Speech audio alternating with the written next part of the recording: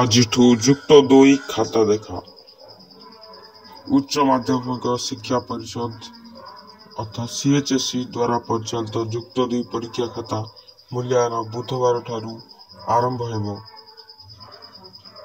2ଟି ପର୍ଯ୍ୟାୟରେ ହେବାକୁ ଥିବା ମୂଲ୍ୟାୟନରେ 16,000 ଅଧ୍ୟାପକ ଅଧ୍ୟାପିକା ସାମିଲ ହେବେ।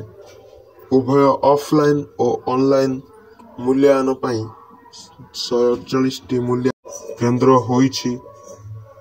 ସେଥିମଧ୍ୟରେ ଅଫଲାଇନ୍ ପାଇଁ 78 ଓ ଅନଲାଇନ୍ ପାଇଁ 70ଟି କେନ୍ଦ୍ର ରହିଛି।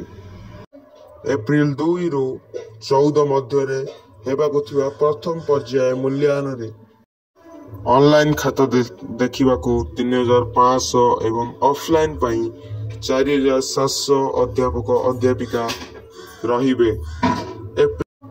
ଏପ୍ରିଲ 16ରୁ 28 ମଧ୍ୟରେ ହେବାକୁ ଥିବା ଦ୍ୱିତୀୟ ପର୍ଯ୍ୟାୟ ମୂଲ୍ୟାୟନରେ ମଧ୍ୟ 8,000 ମୂଲ୍ୟାୟନକାରୀ ସାମିଲ ହେବେ।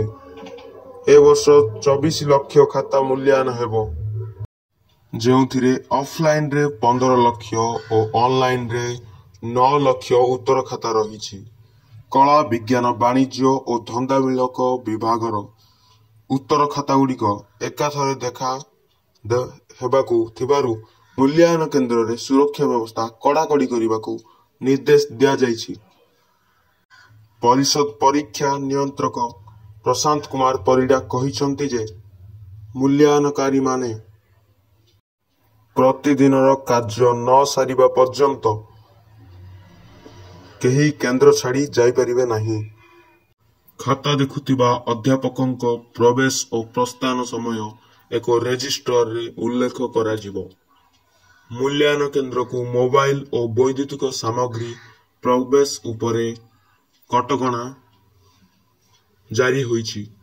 ଜଣେ ମୂଲ୍ୟାୟନକାରୀ ପ୍ରଥମ ଦିନରେ 5ଟି ଏବଂ ଦ୍ୱିତୀୟ ଦିନରେ 10ଟି ଉତ୍ତର ଖାତା ଦେଖିବେ।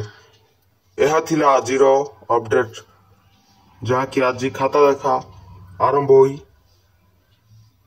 ମେ 15 ସୁଦ୍ଧା ରେଜଲ୍ଟ ପ୍ରକାଶ ପାଇବା ପାଇଁ ସୂଚନା ଦିଆଯାଇଛି। ଶେଷ ପର୍ଯ୍ୟନ୍ତ ଭିଡ଼ିଓଟିକୁ ଦେଖିଥିବାରୁ ବହୁତ ବହୁତ ଧନ୍ୟବାଦ। ଏମିତି ଇନଫର୍ମେଟିଭ ଆଉ ଅପଡେଟ୍ ଭିଡ଼ିଓ ପାଇବା ପାଇଁ ଆମ ଚ୍ୟାନେଲକୁ କରିଦିଅନ୍ତୁ ସବସ୍କ୍ରାଇବ୍। ଧନ୍ୟବାଦ। ପୁଣି ଥରେ ମିଶିବା ଆଉ ଏକ ନୂଆ ଭିଡ଼ିଓରେ।